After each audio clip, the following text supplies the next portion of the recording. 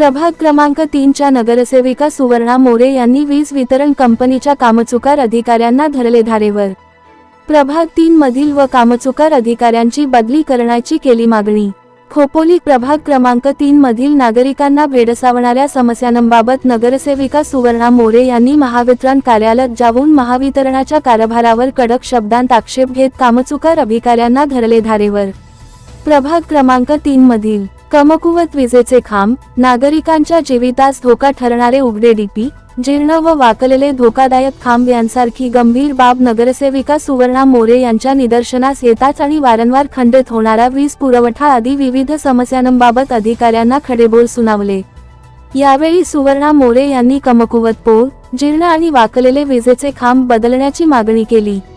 उघड्या डीपी, नागरिकांच्या जीवाला धोका ठरणारे उघडे डीपी तात्काळ झाकण्याबाबत सूचना केल्या।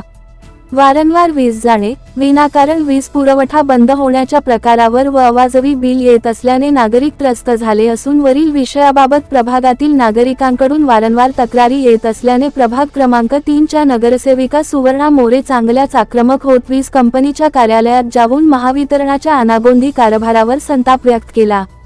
प्रभाग 3 मधील संबंधित कामचुकार अधिकाऱ्यांची त्वरित बदली करण्याची मागणी सुवर्णा मोरे यांनी अभियंते वाघामोडे यांच्याकडे केली।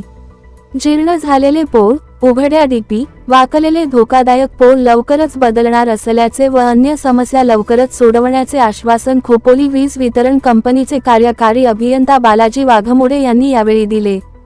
तसेच वीज पुरवठा सुधारणा व वीज पुरवठा सुरळीत ठेवण्यासाठी विशेष पथक नेमणार असल्याचेही यावेळी अभियंते वाघामोडे यांनी सांगितले। प्रभाग क्रमांक 3 मधील सर्व विभागातील नागरिकांना भेडसावणाऱ्या त्या प्रत्येक समस्येवर तत्पर दखल घेणाऱ्या प्रभाग 3 मधील कर्तव्यदक्ष नगरसेविका म्हणून ओळखल्या जाणाऱ्या सुवर्णा मोरे यांचे नागरिकांनी मानले आभार। यावेळी नगरसेविका सुवर्णा मोरे यांच्यासह सामाजिक कार्यकर्ते रोहिदास वाणी, चंद्रकांत गायकवाड, राजश्री डोंगरे व बहुजन युथ पॅन्थर शहर अध्यक्ष किशोर साळुंके उपस्थित होते। तुमचा फोन बंद करण्यासाठी किंवा जर एखादा मिस कॉल पडला, सर्वसामान्यांचं जाऊ द्या, मिस कॉल पडला तर तुम्हाला कॉल करणं तुमचं जबाबदारी आहे। या 6 महिन्यामध्ये असं काही आढळलेलं नाही तुम्ही सिरियसली आहात, हे असं दिसलंच नाही। आता ज्या गोष्टी आहेत फोन काढायचा आहे, लोकेशन एक नीलकंठकडे कृष्णाकडे प्रकाशनगरचा नाल्याच्या ते सुद्धा कसं चाललेलं आहे।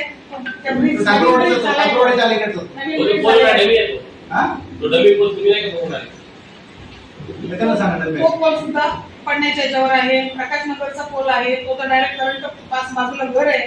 या अशा ज्या गोष्टी आहेत त्या महत्वाच्या आहेत आणि यापुढे तरी तुम्ही सिरियसली काम करा। आम्हाला पत्र द्यायची वेळ आम्ही घेऊ नका, एवढंच म्हणते। पण माझे एक तुम्हाला सांगतो, तुमचं झालं बोलून संपणारे नसतात, पण निदान आम्हाला नागरिकांना उत्तर द्यावी लागतात। तुम्ही फोन घेऊन तर तुम्ही त्यांना फोन आला अहो त्यांचं नाव लागते म्हणजे तुम्ही का नाही कॉल बॅक करता ना, ती शनिवारी जायचं त्याच्यामुळे केला आहे। माझ्याकडे स्टाफची सध्या फार कमी आहे। जे उत्तर नाही झालं एजन्सी आहे तुम्ही तेव्हा बरोबर आहे, वेट पण झाली ते आहे।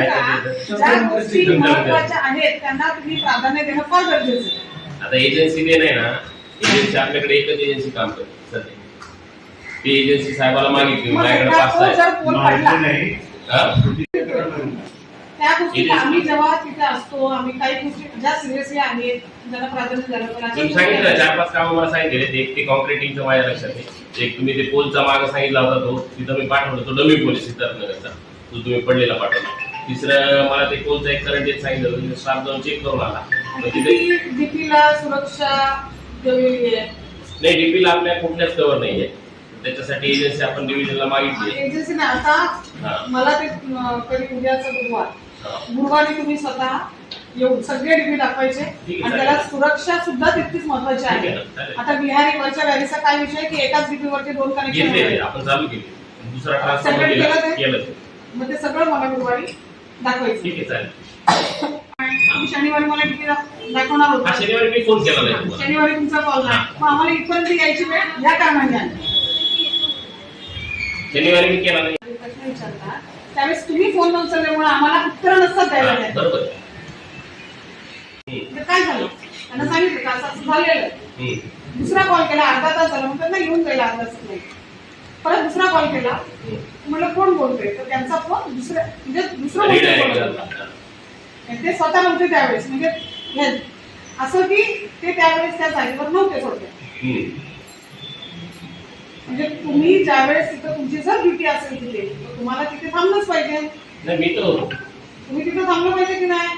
मी आमच्याशी बोलायला 10:30 का 11:45 चालू झाला पुढे. दुसऱ्या कर्मचारी कोणीतरी बोलत होतं का नाही आम्ही काम करतोय, काम येणं होईल आता थोड्या वेळात लाईट येईल. नाही ना, इंजिनियर जे आहेत बोर्डाचे त्यांनी आम्हाला उत्तर द्यायला हवी.